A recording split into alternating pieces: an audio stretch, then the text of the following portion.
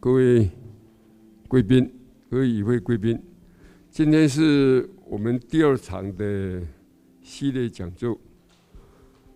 第1场办起来非常顺利，也谢谢大家的参与关心。今天第2场比较特别的是，因为台北政经学院是跟基金会是跟清华大学合作，在清大来成立台北政经学院。当时的校长这个合作这个期间的校长，就是今天在场的副总校长。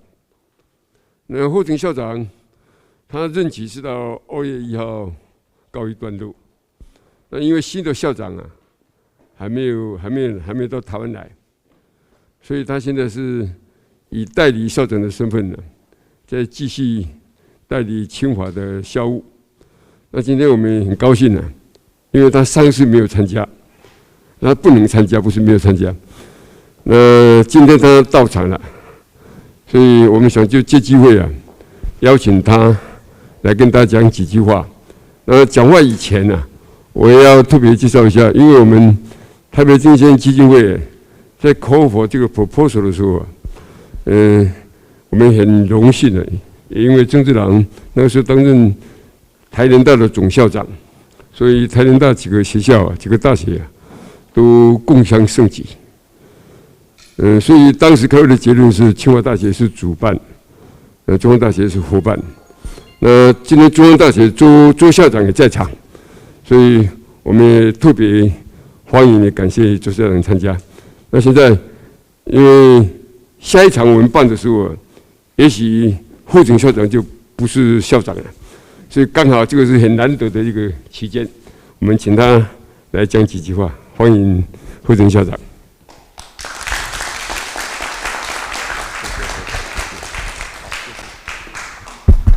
谢谢董事长美意董事长陈院长，还有今天应该线上语坛人朱院士吧，蔡教授、周校长，许许多多好朋友各位贵宾，今天是春暖花开，群贤毕至，当然承董事长之命在这地方以这个看守校长的身份向大家诚恳的表达欢迎之意。希望不久的将来我们新校长高维元教授能够跟大家见面。台北政经学院的成立呢，确实感谢基金会的宏愿、创意、支持而有所成立。那当然，在我们跟基金会共同合作创立的过程里面，所谓是谁无疾风劲雨时，守得云开月见明我们确实克服了许多险阻，那也得到非常非常多朋友的支持。现在步上正轨，已经有同学已经在上课了。今天也有一位同学 Eric 要不要跟say hello？ 好，那未来我们相信，在过去这1年多的天然的和人为的疫病过去了之后，能够大步向前。当然，最近大家看到新闻台积电征求这个政治学的人才，我想他们可能试图回答，在今天这个世界里面，台积电是不是怀其弊，获其罪？那这个问题，我想 that is the question， 很好的注脚给我们政经学院。那我想这个清华大学设立这个政经学院，在这个背景之下，我们相信世界大量的政治经济问题都有科技的内涵，甚至成因。所以当我们过去说政治科技始终来自人性，未来呢，说不定政治经济始终来自科技。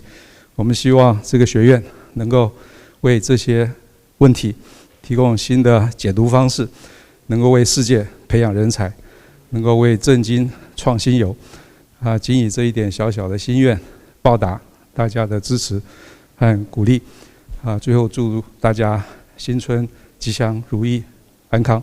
再次感谢大家的光临支持，谢谢大家，谢谢。谢谢。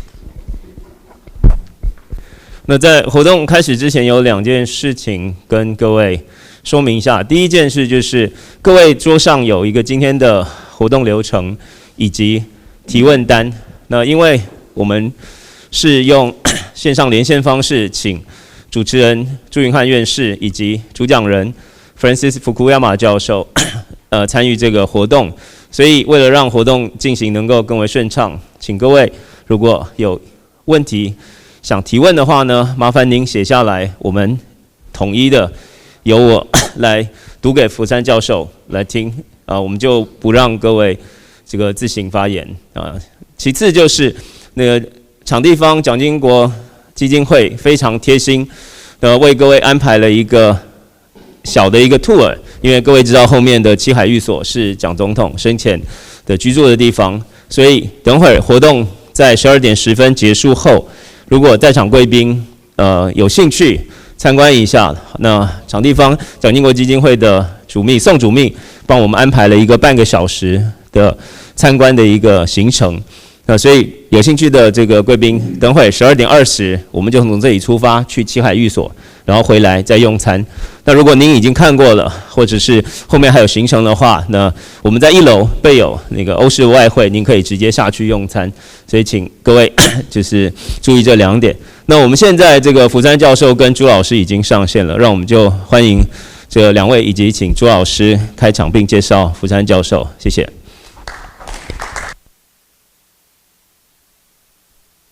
Good morning, everyone. Can you hear me? Good evening, Frank. Thank you for being with us again. I'm really delighted that this important event can take place not just today, but especially on this venue. This is the reading room of the newly opened CCK Presidential Library. And this is my pet project over the last 10 years. So I really enjoy a great sense of gratification, I am witnessing such an important intellectual event taking place in this elegant setting. Today we are extremely lucky and fortunate to have Professor Francis Fukuyama to be our featured speaker. This is our second event under the auspice of TSC Forum. And we have so many prominent scholar expert from the local community joining us today. My first task is to do introduction to our speaker. Well, it's quite challenging. On the one hand, Frank, you are so well known here, and your work has been widely read. So in a sense, you don't need introduction, or not, at least not a formal one. But I do want to share with my colleagues my observation about you on the basis of our close encounter over the last quarter of a century. I don't know if you remember, but that you came to Taiwan for the first time in 1995, and that's how we got to know each other. You took part in that gala event, right? A great conference on consolidating third wave democracy. You came along with 20-some some of the most prominent political scientists of our time. And since then, I also was invited to join the editorial board of Journal of Democracy. In that capacity, our membership overlap, for again more than a quarter of a century, and so we can, I have the privilege and to engage with you on pretty much, I would say, regular basis. What impressed me most, Frank, is that the breadth and depth of your knowledge and your intellectual curiosity is simply breathtaking. I think nowadays very few scholars living today can match or rival your scholarship. They never really are able to reach that altitude. And also for the reason, that's why, you are constantly breaking new ground, intellectual, pushing forward your intellectual frontier. And you cover the many important issues of our time. And it's very difficult to predict, what's the topic of your next book. But whatever, it will come out, it will be important, it will be timely, it will be impactful, and people will benefit greatly from it. For a few very outstanding political scientists that I have known for many years, that probably share the same caliber with you. The person that first immediately come to my mind is Sam Huntington, who happened to be your former teacher and mentor. Okay. My second observation, that you are, without any overstatement, they are one of the most influential public intellectuals in the United States, and for the matter, in the world today. So, a lot of people, including myself, when we encounter perplexing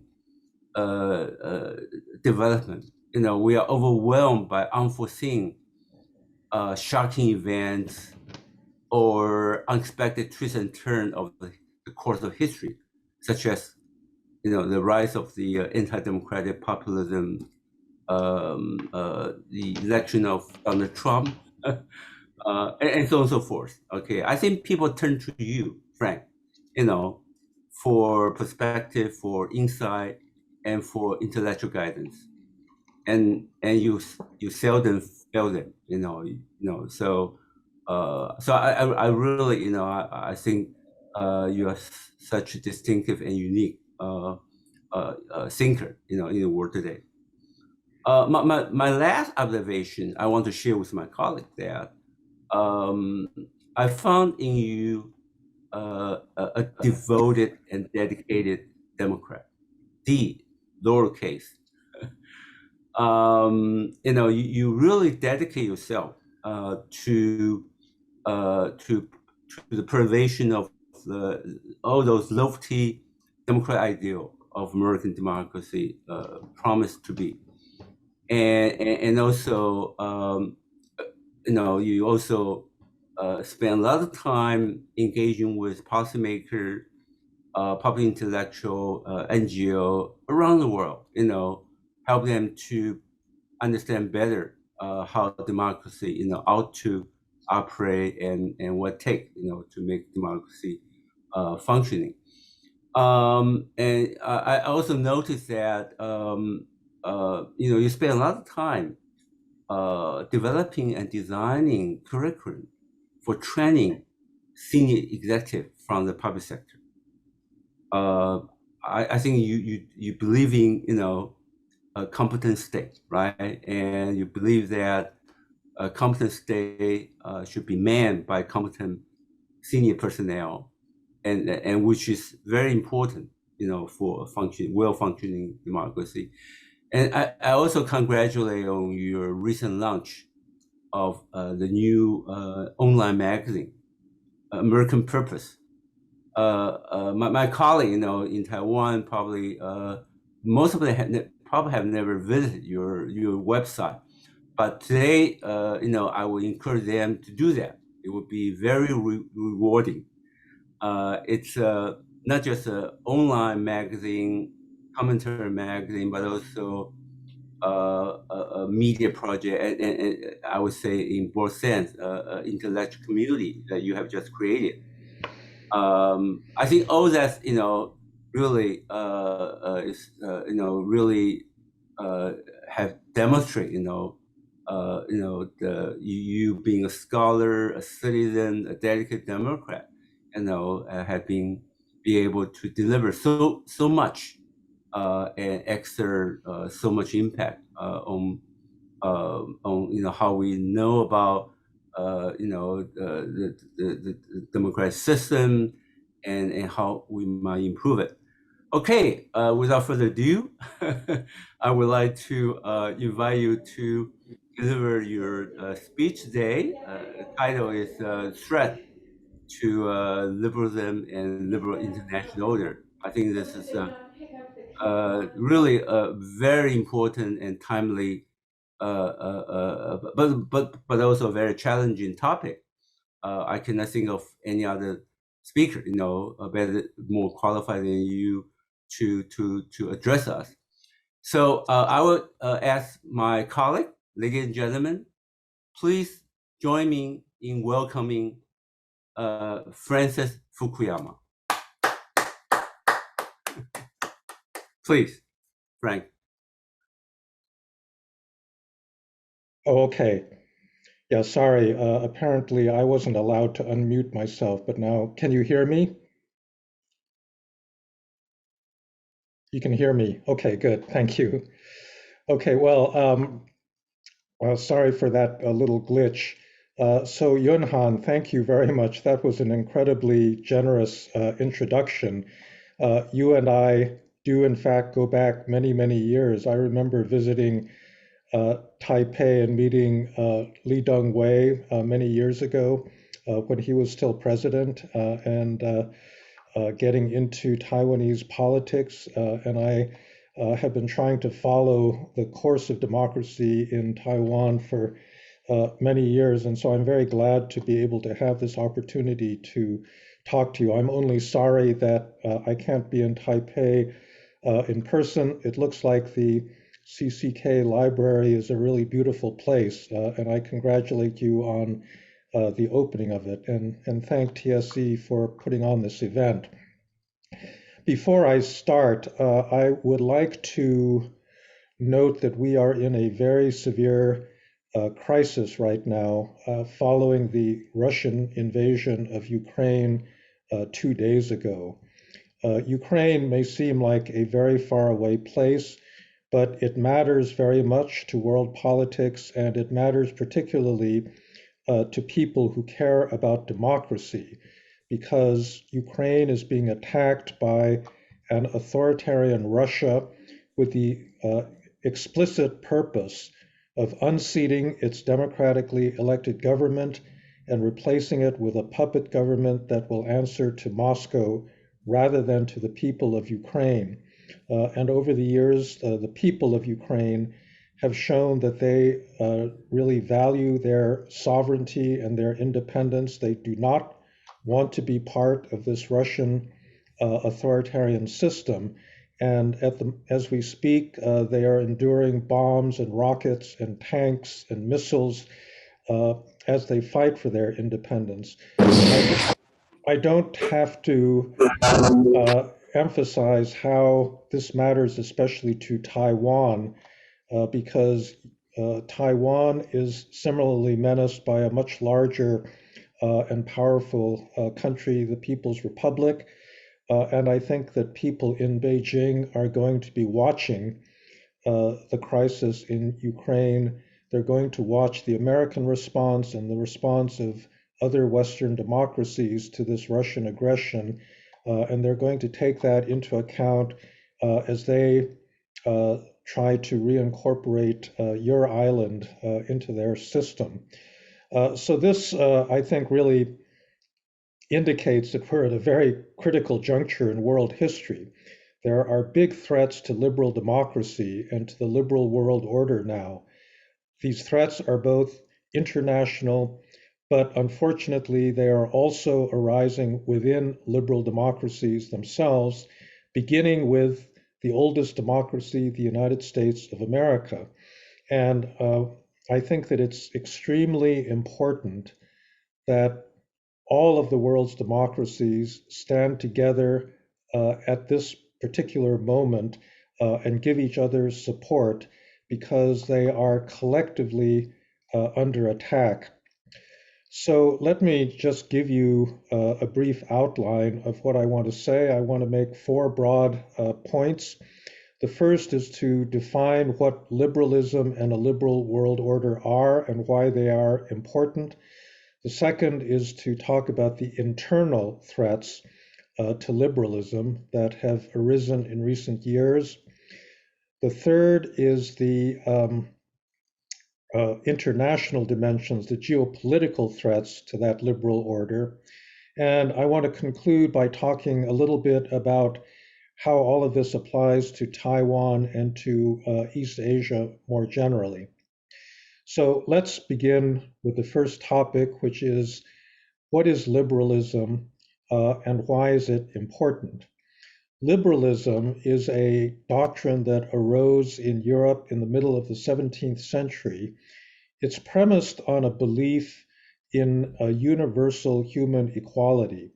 It is premised on the view that all human beings have dignity and that they need to have that dignity respected by governments. The way that governments respect dignity is by granting individuals rights and protecting those rights. Those rights are embodied in institutions that make and enforce rules like constitutions, the rule of law, both on a national and international level. These rules restrain executive power and make sure that power is used in the interest of people rather than against them, rather than to repress them. Now, liberalism in this sense is different from democracy, although the two are generally speaking closely aligned with one another. You can have a liberal system, a liberal rule of law, without having popular elections. This was the case in Germany in the 19th century. You might say that Singapore is a contemporary example of a liberal semi-democracy. And you can also have a democracy that is not liberal. The current government in Hungary claims to be an illiberal democracy. There are popular elections, but there's not a respect for the individual rights of minorities and the like. But by and large, liberalism and democracy have gone together because the institutions support one another. It's hard to have a democracy if you don't have a strong rule of law that protects things like the right to vote. And it's also hard to sustain an independent judiciary unless you have democratic populations that want to keep those courts independent. There's basically three reasons why liberalism has become a dominant form of government around the world. The first is a practical reason. Liberalism exists to control violence in diverse societies. It first arose in Europe in the 17th century because Europe had just experienced 150 years of religious warfare. And what the early liberals said is, we can't agree on fundamental values defined by religion. We can agree, however, that we should live in peace. And therefore, we're not going to impose a religious view on everybody in our society. And it's been very good at controlling violence in that sense. In the 20th century, the main divisions were over nationalism.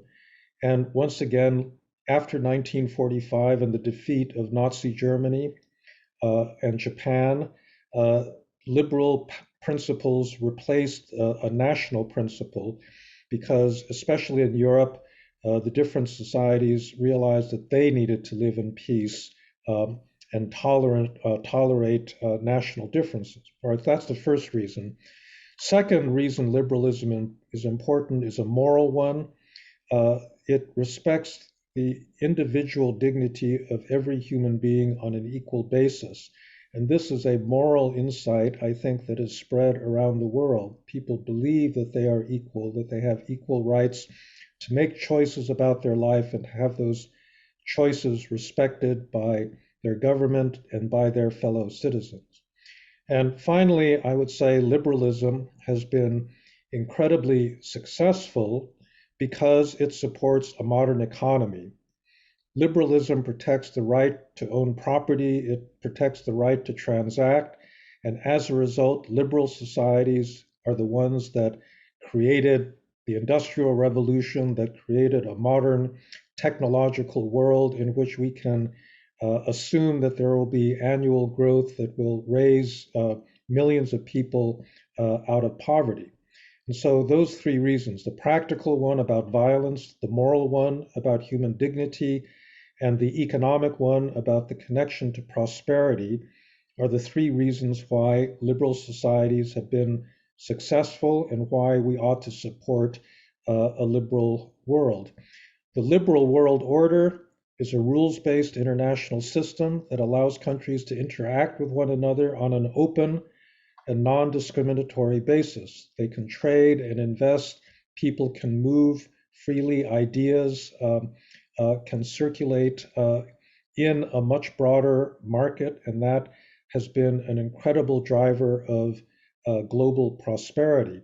This was supported in the years following the Second World War by the United States and by American power, and it really is responsible for the technological modern world that we've seen arise among us.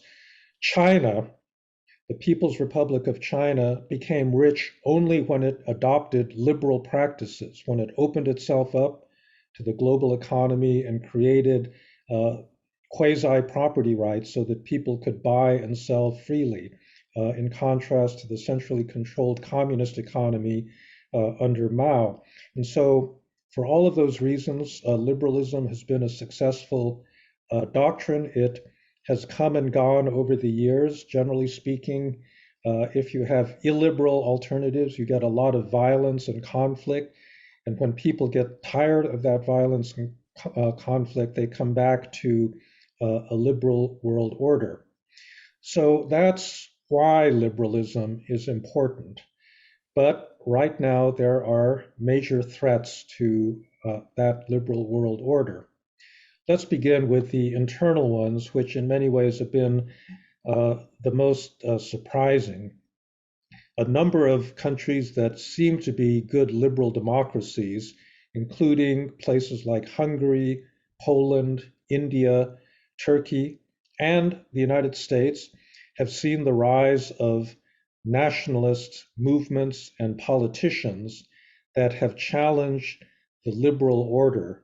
They've undermined the rule of law, they've tried to control the judiciary, they have discriminated against ethnic minorities, and they have tried to cut themselves off from participation in the broader liberal international order. These attacks on liberalism have come from both the right and the left. I think that we, in recent years, have been most preoccupied with the right-wing populist nationalism that made its first big appearance in 2016 with the United Kingdom's vote to leave the European Union and with the election of Donald Trump. But there's also a left-wing version of illiberalism. We see that in the United States on college campuses where there is an increasing intolerance of views that don't conform to a certain progressive ideology, with speakers being canceled, with people losing their jobs for saying the wrong thing on social media and the like. These challenges, these internal challenges to liberalism, have a number of different causes. I can't go through a long discussion of that. I think you're probably familiar with some of them. Globalization has produced a lot of economic inequality, and working class people all over the world have been left behind by a globalized market economy in which people with education, skills, and capital receive most of the benefits. And that has caused a great deal of resentment. People are also afraid of losing their culture because of massive migration from one place to another. Outsourcing is seen as a threat to jobs, and in fact, It is a source of job loss for countries that are um, already developed, where workers in poor countries can do the same job that workers in rich countries can do, but at much lower salaries. And so this has been really one of the bases for illiberalism and attacks on the liberal world order coming from the right. On the left, I think that the uh, attacks on liberalism have to do with impatience, with a slow pace of reform. In most democracies, you have entrenched interests that are very hard to dislodge. And therefore, if you have an agenda of, let's say, social justice in America, we have a very troubled racial history where African Americans have not achieved the kind of equality that they've been promised. Many people get very frustrated with the system.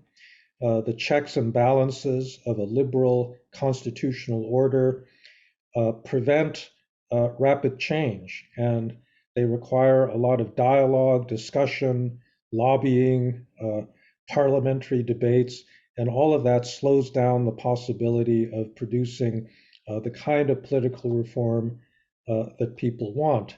And as a result, there's an unhappiness with the slowness and um, the blockages that occur in liberal societies.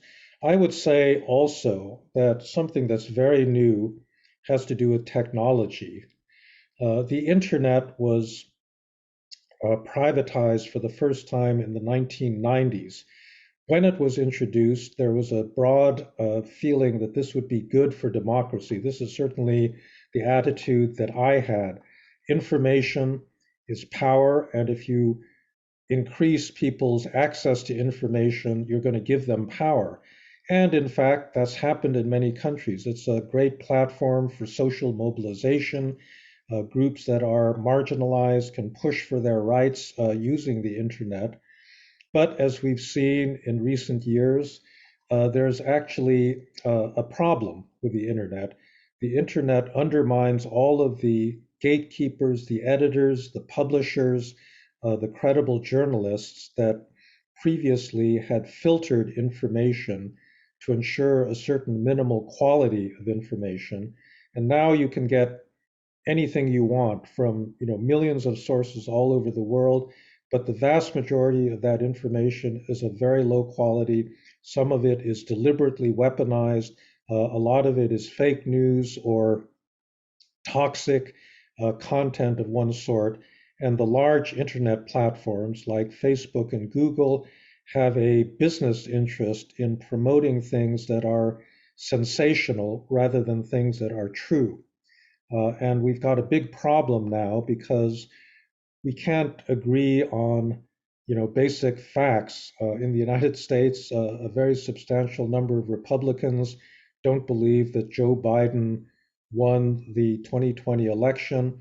An equally large group doesn't believe in the efficacy of vaccines. And so there's been a tremendous rise in vaccine resistance. And a lot of that is the result of bad information that's freely available on the internet. Not to speak of the international dimensions where the internet has been deliberately weaponized. Russia was the first country to really do this, to use the internet to undermine the faith that democracies had in their own institutions, and has used that very effectively in Europe, in the United States, in Ukraine, in many other parts of the world. And so we don't really have a good way of restoring the authority of credible sources of information. And I think that if you don't have agreement on basic facts, it's very hard to have a democracy. Democracies assume, liberal democracies assume that there will be disagreement about big questions, about ultimate issues, about what the good life is. Uh, we're not going to agree on a single religion, on a single form of national identity, but we should agree on things like, is it raining outside, or is global warming happening? Things of this sort. but because of the kind of information universe that has appeared in recent years, that is really no longer possible. And unless we restore a kind of hierarchy and credibility to information, we're not going to be able to debate or deliberate or come to a consensus on uh, how to shift policy, how to reform democracy, how to deliver basic services in our democracies. All right, so those are things that have been happening internally in liberal systems.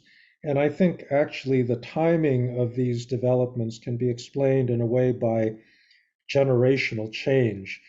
The generation that survived the Second World War realized the horrors of out of control nationalism. They understood the meaning of violence, and then with the rise of fascism and communism, they understood that there could be dictatorships that would take away their freedoms if they didn't fight for those freedoms. I think one of the problems right now is that we have young people who have grown up in successful liberal democracies, and they assume that the world will always be a nice, safe, secure, prosperous place. They didn't have to fight to create the conditions for that peace and prosperity, and they kind of assume that it's simply going to be there. And they don't understand that there can be threats to that peace and prosperity coming from religion, from nationalism, from any number of other illiberal doctrines that have pushed their way to the forefront in recent years. And as a result, they can complain about the nature of, uh, you know, let me give you an example. In these recent protests by truckers in Canada, a lot of them were comparing the vaccine and mask mandates imposed by the Canadian government to, Nazi dictatorship. And I think that the only people that can say things like that are people that are pretty innocent, people who have never actually experienced a real dictatorship. To think that this kind of relatively mild mandate from the government constitutes a serious uh, taking away of their rights. And yet, this is the kind of rhetoric that you hear a great deal of on the right, especially today. All right, so let me turn to the next topic, which is geopolitics and international illiberalism, because this is the world that we are now living in. Geopolitics has returned in a big way. I think that after 1991 and the collapse of communism, there was a assumption that the world had evolved into a different place. That was certainly my view when I wrote my book, The End of History and the Last Man, that power politics had given way to a kind of international legal order in which countries would settle their differences peacefully and through mechanisms like international law. And indeed, there was a liberal consensus that lasted from the 1980s through, I would say, close to the end of the first decade of the 21st century. But I think that around the year 2008, when the United States suffered its great financial crisis and then plunged a lot of the rest of the world into an economic downturn, this consensus began to unravel. And it also has unraveled with the rise of these two authoritarian powers, Russia and China. So let me talk about each of these countries separately. Let's begin with Russia, which is really the dominant news item over the past few days and the past few months. So, if you want to know what Vladimir Putin's motives are in invading Ukraine, I don't think it's actually very hard to determine them. It's not a big secret because he has been writing about this and speaking about this for actually many years. Um, he said several years ago that the greatest tragedy of the 20th century was the breaking up of the former Soviet Union. He wrote an article last summer in which he said that the Ukrainian and Russian people were one people, that the division between the two of them was illegitimate. In a speech a few days ago, he blamed this actually on Vladimir Lenin, and said that actually the breakup of the former Soviet Union was unnecessary and needed to be reversed. If you listen to Russian demands, of course, they've been talking about NATO expansion and the fact that that Ukraine allegedly threatens Russia, and that's, I think, just clearly nonsense. Uh, Ukraine is not about to go into NATO. It has not been on the calendar of NATO for a good 15 years. Ukraine couldn't threaten Russia even if it wanted to because it's such a much smaller country. So I think very clearly this is simply a pretext. And in fact, Putin has been adding other false accusations like the charge that Ukrainians are committing genocide, that they're fascists or neo-Nazis, that they're preparing to attack Russia.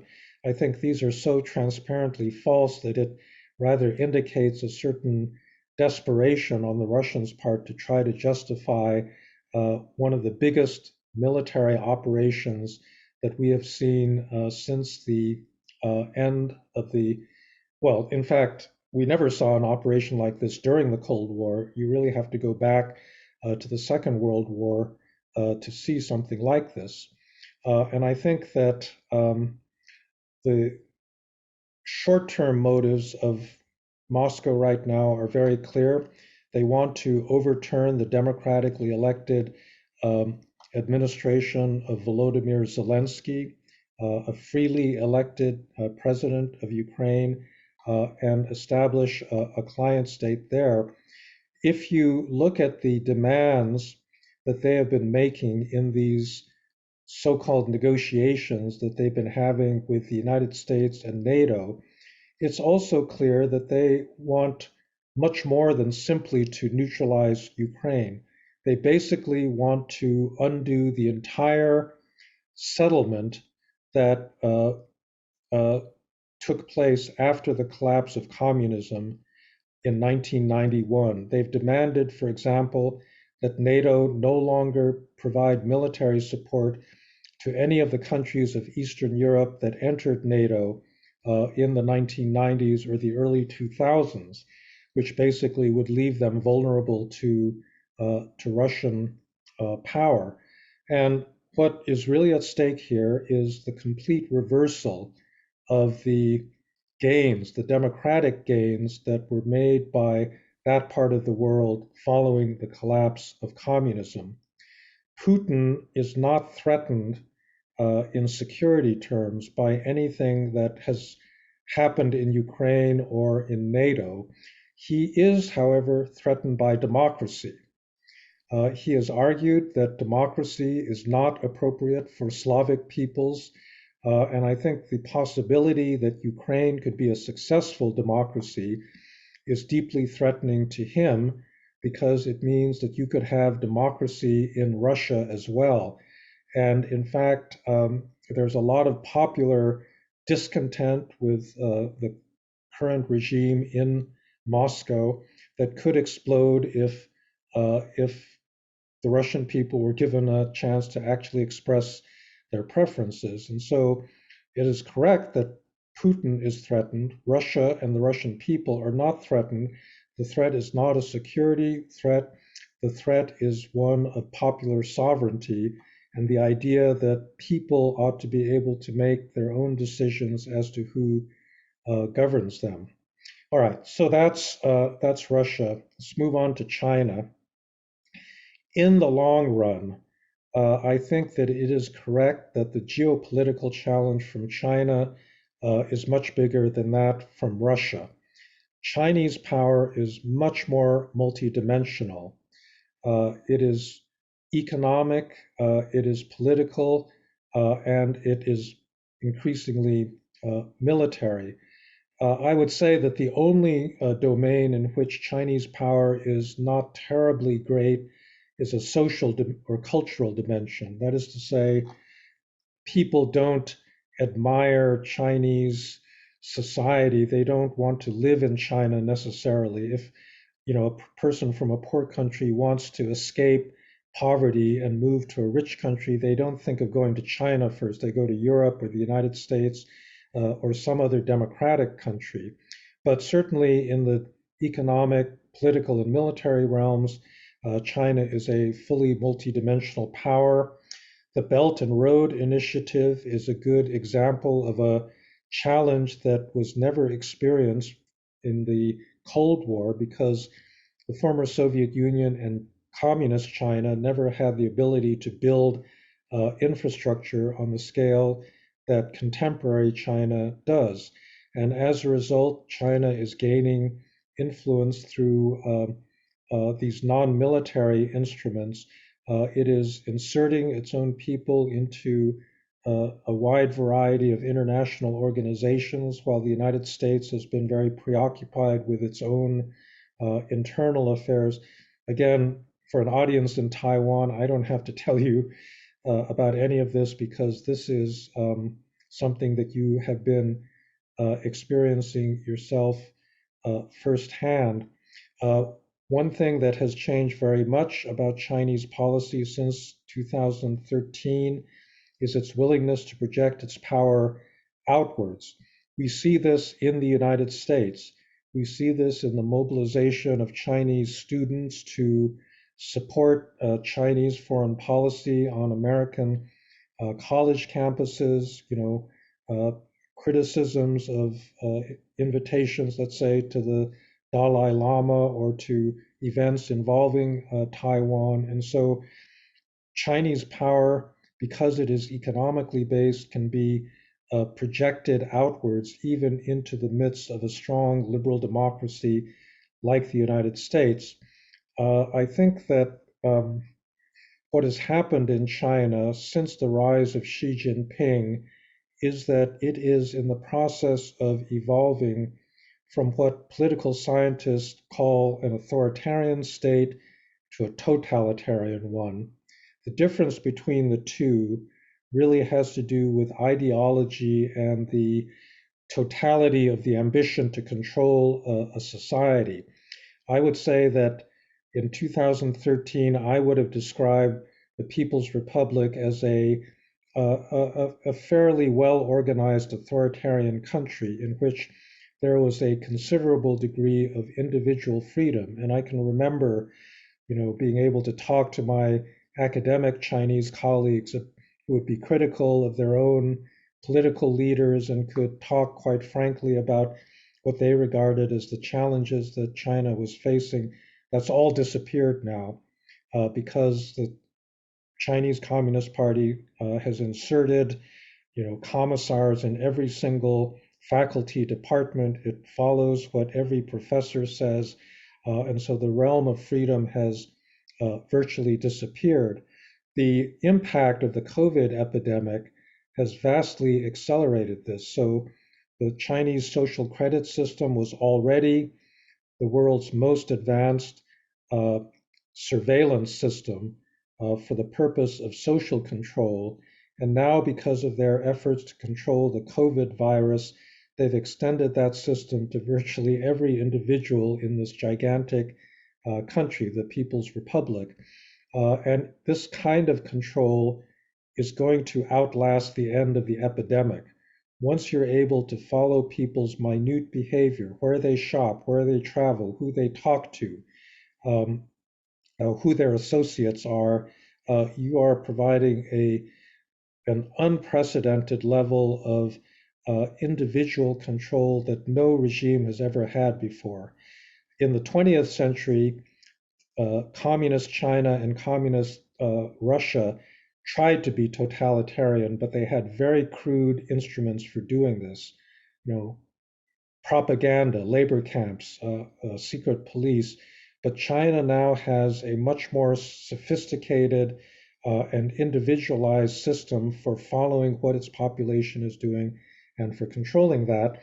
And I think that Xi Jinping wants to use all of that power to make sure that the Communist Party never loses control of Chinese society. And all of this, comes together in its foreign policy, where China also wants to exert control over certainly its immediate neighborhood, but control over events in much more distant places. And so it's extended the Belt and Road into Eastern Europe with the 16+1 process. It's done major infrastructure deals in Argentina, in Ecuador, in many parts of Latin America. And all of this is done in the interest of increasing Chinese leverage and Chinese influence to make it a truly global power. The next big player is Europe, which is much weaker than it should be by GDP and by population. It's larger than the United States, but it has a very defective decision-making process that relies on consensus. And I think most importantly, its most powerful member, Germany, is very hesitant to play a strong leadership role. And as a result, in foreign policy and in security policy, Europe is much less effective than its underlying population and economic strength would normally dictate. And we've seen this in the Ukraine crisis, where the Europeans have been much slower to oppose Russian aggression.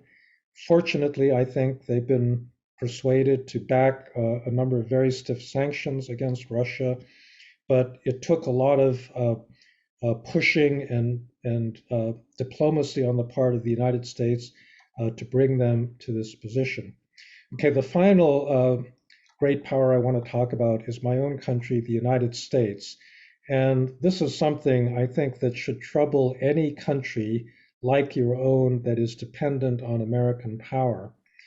I believe that the world has become a much more dangerous place because, frankly, American power and influence have been in decline. This is something that hasn't started recently. It's really been in decline, I would say, for the last 15 or 20 years. And I think right now, the single greatest source of weakness is America's internal polarization. The United States has, polarization happens in many countries. I think Taiwan has experienced, its own form of polarization. The United States was very polarized before the Civil War, which actually led the country to a bloody 4-year war that was only resolved after the loss of 600,000 American lives. We're not quite at that point yet, but we're getting closer to it because the left and the right in the US see the country in very, very different ways. And the polarization has been spreading from one area to another, where you can't have neutral decision making, let's say by professional bureaucrats, because one party will accuse the other of using that as a way of gaining advantage over the other. And that affects everything from passing annual federal budgets to sports, where certain sports are more red or Republican and other sports are more blue or Democratic. It's reached the point of what social scientists call affective polarization, in which the two sides are divided not simply by differences over policy, but by a kind of emotional hatred for one another, where virtually nothing the other side does can meet approval. And this is something that is having a big effect on US foreign policy. There has been the revival within the Republican Party of an isolationist position that we saw the last time in the years preceding the Second World War. Back in the 1930s, the Republican Party was isolationist. The slogan, America First, was a slogan of pre-World War II isolationists like Charles Lindbergh. who was almost he was a big supporter of Nazi Germany and, in a certain way, an incipient American fascist.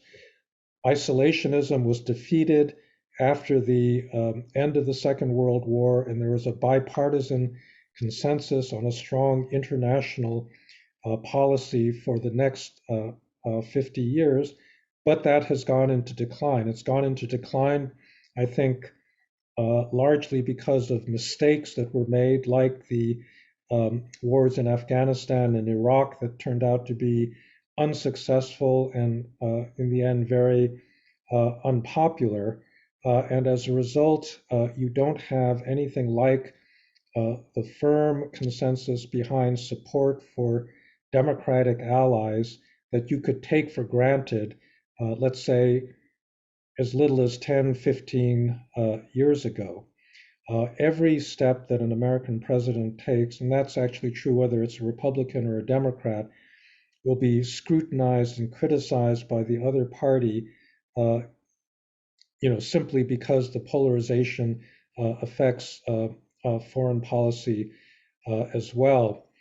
The more disturbing thing is something that's going on in the Republican Party, where there is a kind of admiration for strength and for strongman leaders. You see this most clearly in Donald Trump's admiration for Vladimir Putin. Over the years, he's said many positive things about Putin, and this continued up to this past week, where he praised Putin as being a genius for declaring the independence of these two separatist republics in Ukraine. And by the way, he said similar things about the Chinese leadership at the time of Tiananmen Square and the repression of the protests. He was all in favor of that repression. He praised the Chinese communist government for maintaining stability. And he's repeatedly said that, a strong leader in the United States ought to behave in a similar way. Now, I do think that there is a difference in the way that the right in the United States treats China and Russia. There's much more sympathy for Russia among American conservatives than there is for China. Part of that may unfortunately be a matter of race, probably also due to the cultural divergence, between Chinese society and American society, and people somehow feel that that's not as great as between Russia and America. But the conditions for a bipartisan, strong internationalist policy that we could take for granted are simply not there anymore. We hoped that the election of Joe Biden would reverse this trend and restore America to its former position as the leader of an international democratic community. But one of the first things that happened after the election was the January 6th uprising against the US Capitol, which the Republicans not only did not criticize, but have openly embraced. And so that kind of polarization continues into the present. Let me just say something briefly about US-China relations and how that relates to Taiwan, because that's obviously a very important issue once we get past this Ukraine crisis. I do think that policy towards China is one of the major areas of continuity between Trump and Biden. That is to say, both of them have taken a tougher position towards China. And when you look at things like disentangling supply chains, strategic supply chains in semiconductors, where obviously Taiwan plays a very, very major role, there's actually, a continuation of Trump's policy under President Biden. I think that we're entering a new geopolitical era in which, unfortunately, we have to take military threats and military power much more seriously. There's been a lot of discussion in the last couple of years about the possibility of China resorting to military means to reincorporate Taiwan, and I'm afraid that actions that seemed unthinkable a few years ago are now thinkable. And, in my view, actually, it really puts a premium on Taiwan itself rethinking its defense policy. I think that, prior decisions like the abolition of conscription, in retrospect, were very, very unfortunate. And I think that one of the differences between Taiwan and Ukraine is that, it is my perception that the Ukrainians are much more willing to fight for themselves than are Taiwanese people. And I think that that poses a really big threat to Taiwan's future independence. No one in Taiwan should think that the United States is going to rescue Taiwan if the Taiwanese are not willing to fight for themselves. Those two things have to happen together, and therefore, the internal attitudes of Taiwanese citizens towards their own country and the sacrifices they're willing to make will be very important. All right, so let me just conclude. We are at a very important juncture. And I really mean this, it's a juncture. The road can go this way or it can go this way. On the one hand, if Russia subdues Ukraine very quickly, puts in a sympathetic government, and nobody can do anything about it, then it sets a precedent for the open use of force. And I think other countries will begin thinking, how can I use military force to get the things that I want to do? There'll be a disrespect for American credibility, for the credibility of American alliances, and that will lead to a slow unraveling of, the security side of the entire post-World War II international order. On the other hand, things in Ukraine could go very differently. Russia could get bogged down. I think that in many respects, it's taken on much too ambitious a military objective of subduing the entire country of Ukraine, and beginning with the capital city of Kiev that has 2.8 million inhabitants. And it's possible that Putin will find that he's bitten off too much, that he can't put in, his own government, that many Russian soldiers are getting killed, that they're not making any progress. And that could actually mean the end of Putin and the end of Putinism. You may have noticed that there are actually quite a lot of street demonstrations in many Russian cities at the beginning of this war. This is something that most Russians don't understand. They don't understand why they built this wonderful modern military, and the first thing they've done with it is to attack a country that's very close to them, that's full of people that look just like themselves and that speak the same language. I would say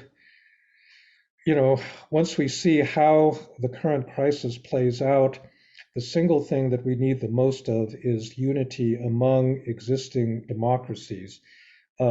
Collectively, the democracies in the world are much larger than the autocracies in many respects, and certainly in economic and military terms. Their biggest defect is their lack of unity, and also the fact that for many democracies, their domestic politics are increasingly not supporting a strong international position. And I would put the United States at the top of that list. So as an American, I feel that one of the things that I've got to do is make sure that America recovers its sense of responsibility for a liberal international order, that it restores its credibility as an ally and as a supporter of other democracies. But other democracies around the world have similar problems, and they need to do the same. And so I hope that, we will take the right fork in the road, and that we will be able to live in a world that is safe for liberal democratic institutions. So with that, I'll conclude, and thank you very much for your attention. Then I think we will invite Professor Chu to pose the first question for you. Okay. Well, first of all, thank you, Frank, for your very sweeping and definitely illuminating presentation. I personally, have learned a lot. I'm sure that you will generate a lot of interesting feedback from our audience. As a co-moderator, I do want to uh, raise a few questions, not just one, and also for sake of having a dialogue. Well, first of all, when you talk about the threat to liberalism and liberal world order, you didn't really uh, uh, come down to define whether the new liberalism, the new liberal revolution introduced by Ronald Reagan and Margaret Thatcher, and later on become, the Washington Consensus, in and by itself, is that simply extension of liberalism, or it's actually an aberration, and in a sense that it's it plant a seed for today's all kind of problems and challenges. Under this new liberal intellectual straitjacket, the government have uh, uh, to be trimlined. Public sector have to be cut back. A lot of regulation and law and transfer payment that used to benefit the labor, the working class, and the middle class, simply step by step, have been being stripped away, and that has a lot, to do with this glaring inequality. Right.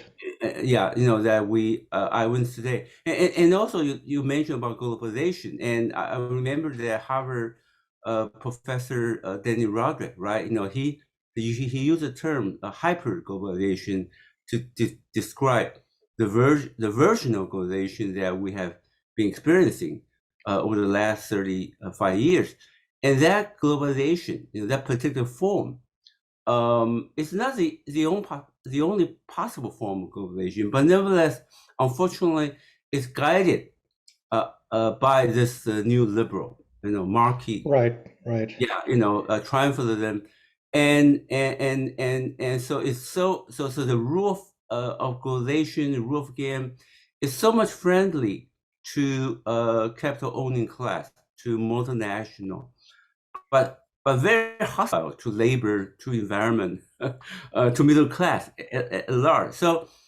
maybe we have to revisit this new liberal, the revolution, the new liberal prescription. It has to be part of the solution. If we want to make the globalization more inclusive, right? No, To that's be more right. compatible with No, I sustainable agree. development. Yeah, Yeah. I, So, I agree with that completely. So yeah. I'm about to publish a new book called Liberalism and Its Discontents. And the first couple of chapters are about exactly what you're talking about. I distinguish between liberal economics and neoliberalism. Mhm. And the neoliberalism is a kind of extreme version of liberalism that was promoted by, Milton Friedman and Gary Becker and all of these big University of Chicago economists that were very free market. But, I think that there was an ideology behind that that kind of worshiped the market and denigrated the state. And it did not recognize adequately how important it is to have a competent, high capacity state that is the basis for a market economy. That's what establishes property rights. That's what enforces a rule of law. And if you don't have that basic state, you're not going to have a market economy. And then, as you suggested, if you simply let market forces operate, you're going to get increasing levels of inequality.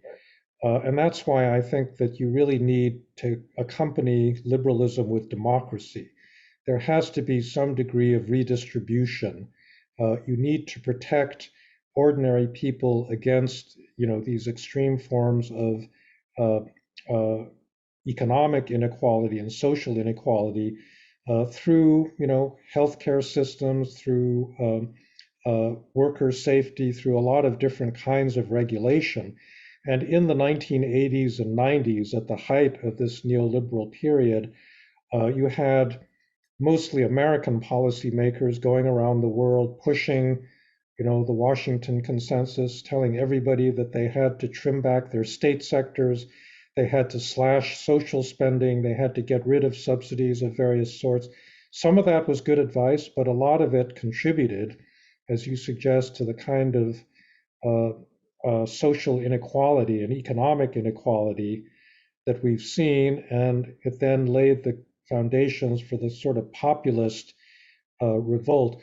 In particular with trade and globalization, I think what Danny Roderick is talking about is these multinational corporations that would move production, in order to save a few cents in labor costs. They'd move it to the absolutely cheapest labor cost production place that didn't have rules about worker safety, that didn't have rules about minimum wages, and they put that over, any other kind of social good.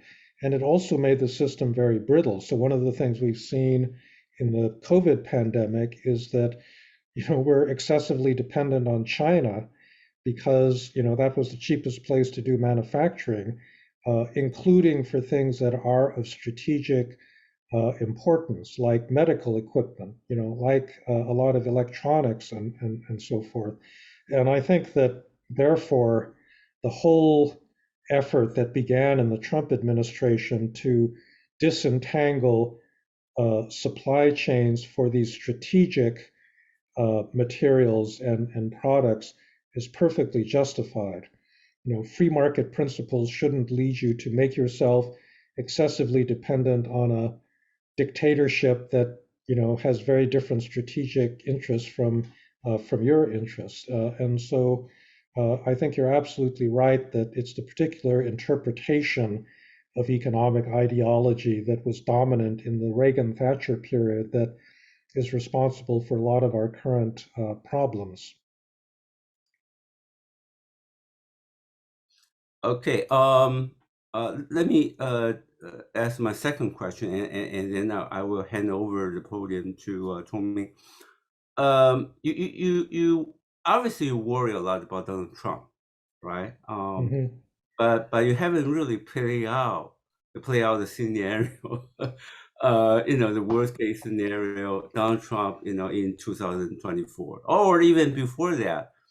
The Democrat might lose the Senate majority, in a forthcoming midterm election. So the gridlock, will paralyze Joe Biden. And the Republican Party, I really feel sorry for it. It's no longer really a coherent political force, right? And it's really being held hostage by Donald Trump. So how worried are you, for the return of Donald Trump, which is it's a high probability, right? And he poses just as big a threat to liberalism and liberal world order as China and Russia, in my view. Yeah. Yes, there's something to be said for that. So the threat is not just that he will be reelected, but there's a threat that he will actually be illegitimately reelected. He basically tried to overturn the 2020 election. He wouldn't accept the fact that he lost the election. He kept accusing the Democrats of having committed fraud when there was really no proof that fraud had been committed in any of the important swing states. And to this day, a majority of Republican voters think that the election was fraudulent. I can't think of a single disservice that you can do to American democracy greater than undermining the faith of Americans in their own electoral system. And as a result of that widespread belief among Republican voters that the 2020 election was fraudulent, they have been putting into place new rules that will allow them to overturn the next election.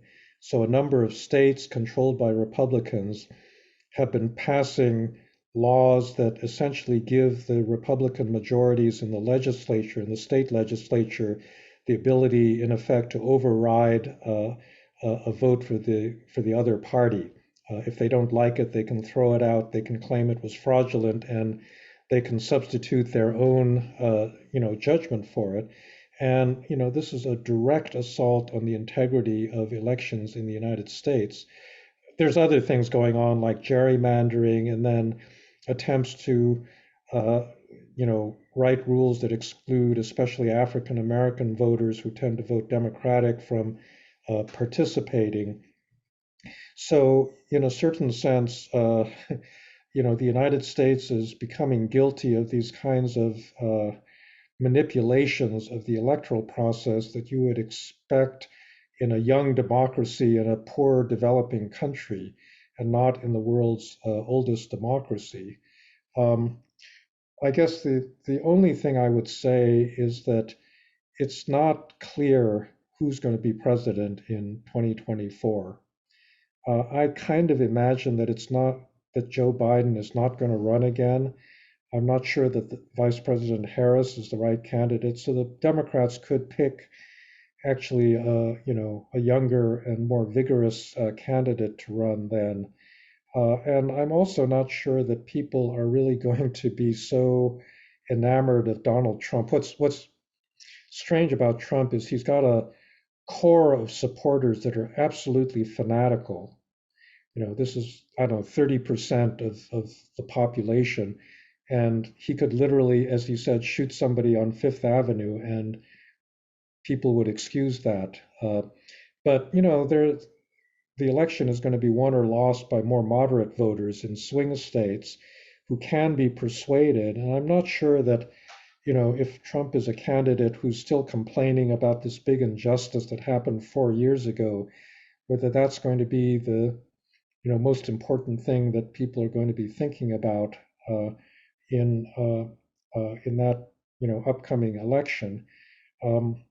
And international affairs could intervene also, because if the authoritarian threat from either China or Russia seems to be growing, that will figure into the election, although who that favors at this point is really not clear. Okay, great. Chuming, would you like to take over and open up the floor for Q&A? Yeah. So thank you, Professor Zhu. And here I have already collected a few questions from the floor. So I would like to read that for Professor Fukuyama's reference. First question is, the polarity of the international society has been changed.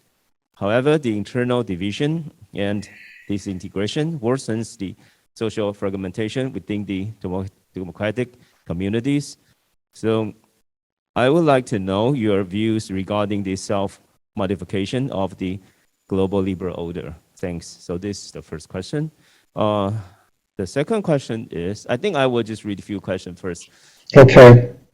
Fukuyama to answer, then we will do the second round. The second question is, what makes you think that Taiwan is lacking the willingness to fight? And we have two more questions on China. So I think, may I just invite you to respond to these first two questions, and then we will move to. Yeah.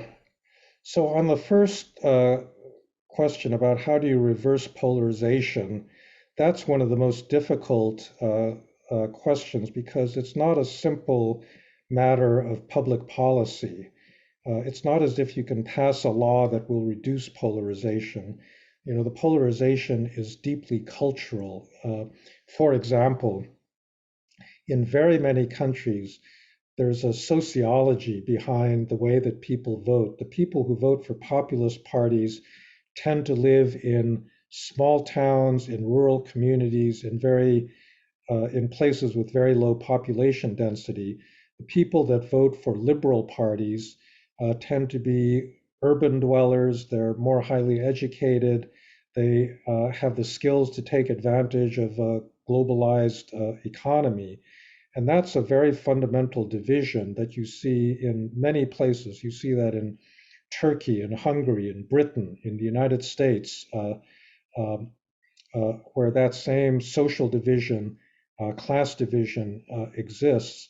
And that's something that is very hard to overcome because it's really the byproduct of the way that our societies have evolved under the pressure of technology, where education has become the single marker of social status. So the more education you have, the higher your income, and also the more socially liberal your political and cultural views become.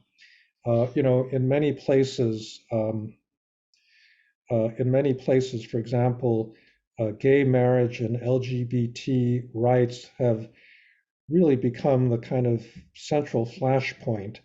In the United States, the people that support the people that support Putin in the Republican Party like the fact that he suppresses gay marriage and LGBT rights in Russia.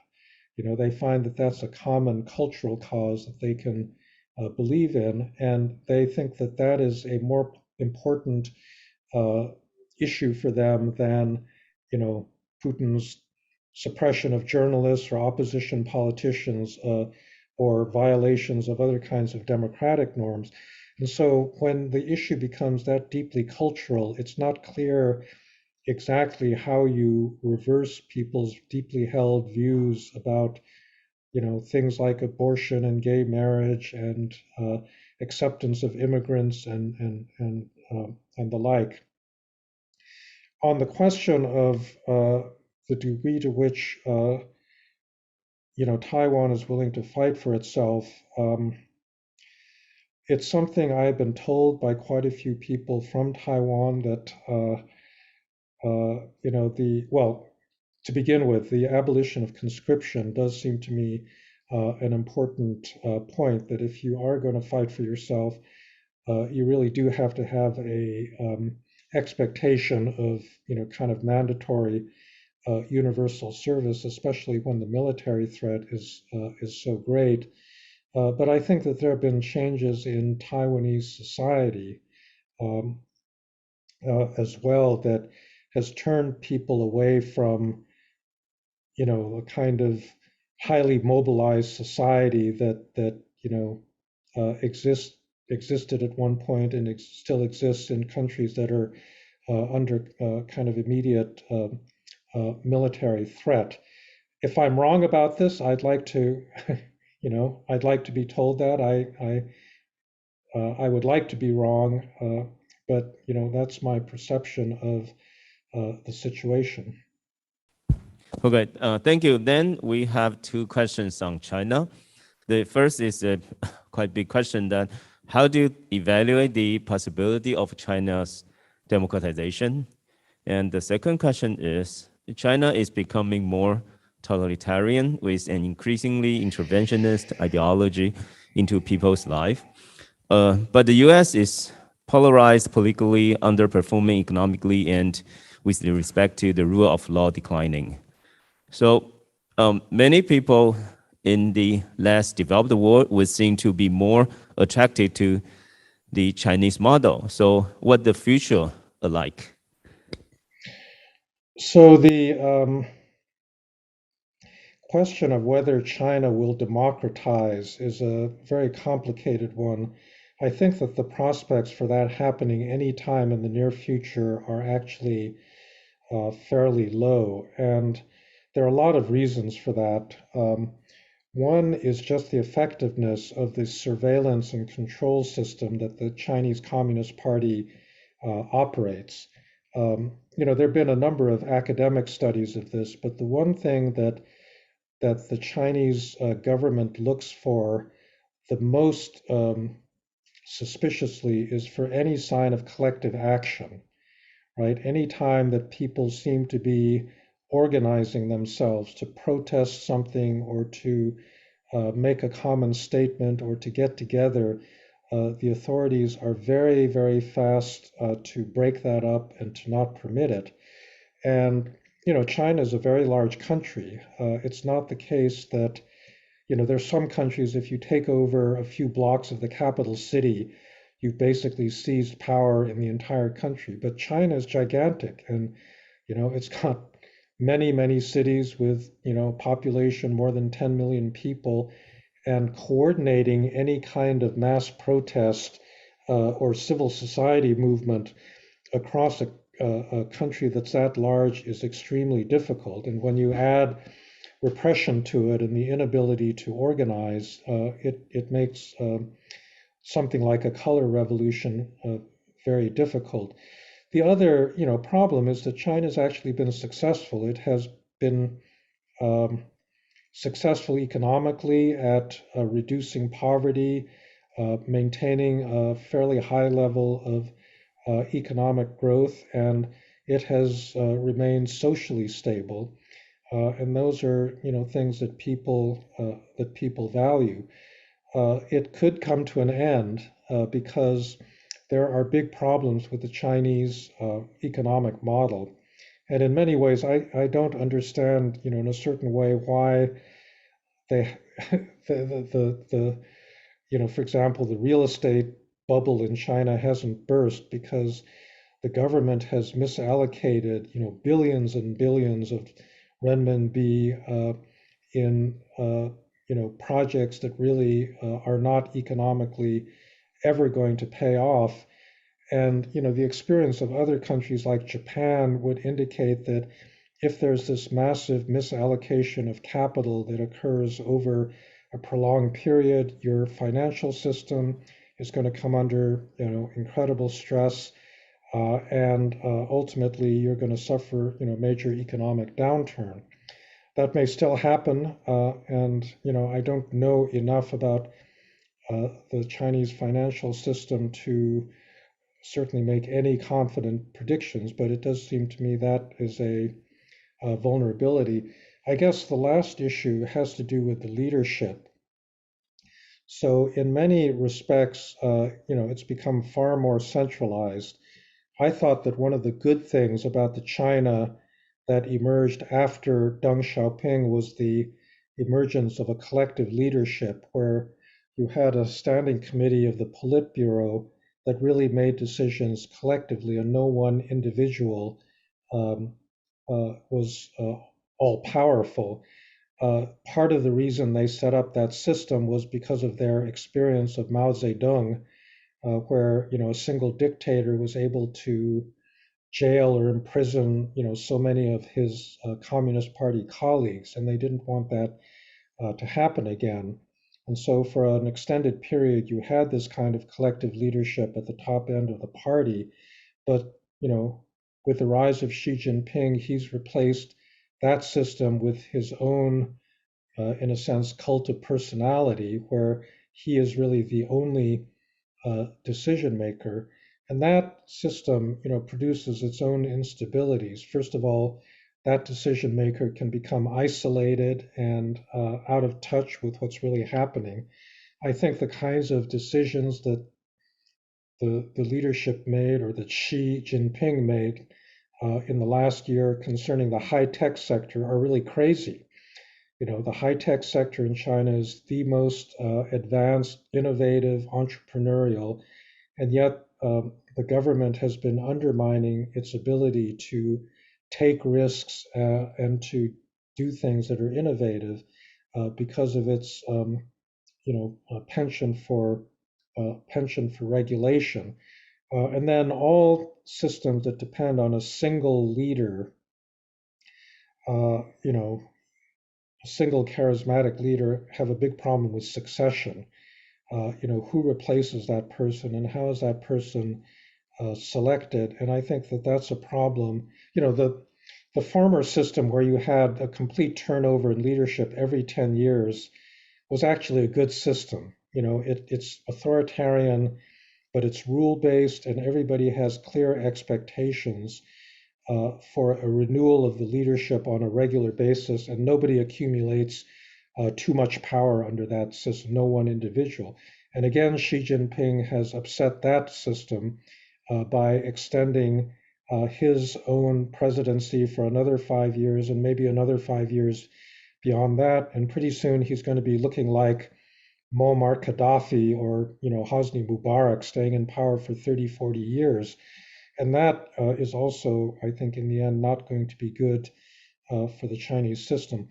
On the broader question, there's just no question that the polarization and dysfunction in Washington has made the United States a much less attractive model for countries around the world. I remember when, let's say, 20 years ago, we always had a lot of Chinese students. And my Chinese students would say, we would like our country to be a democracy like the United States someday. None of them say that anymore. They say our system is actually better. American democracy is in decline. It's not working. Why should we adopt anything like your system? And I have to honestly say, given the kinds of political conflicts and dysfunction we've seen in the US, I would agree with them. I wouldn't want to adopt that system either. And that's what Joe Nye called soft power. It's the power of example, either positive or negative.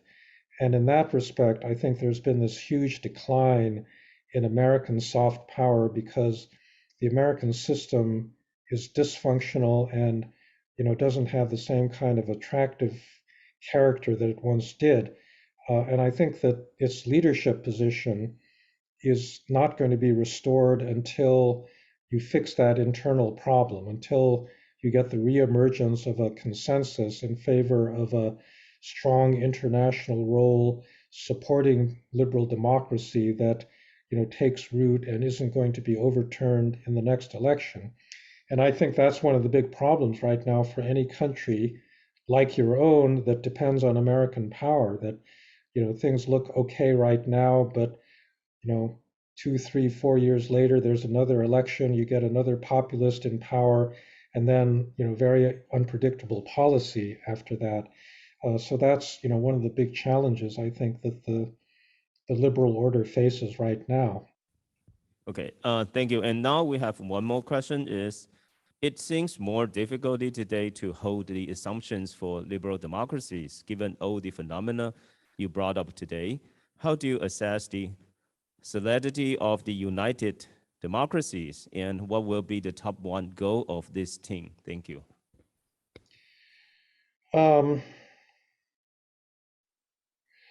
Well, it's hard to judge how much solidarity there's going to be. The Biden administration convened a summit of democracies last December because there was a feeling that there needed to be greater cooperation among democracies, and symbolically, I think that was important. But it's not clear to me what kinds of concrete results that's led to. You've probably been following this story with Lithuania, where they did something favorable to Taiwan, and they're being punished by China, and it's been very hard for the rest of the European Union to stick up for them because Chinese economic power is so great that they're banning Lithuanian products, which includes a lot of German and Dutch and other European products, and therefore is affecting a much wider part of the European economy.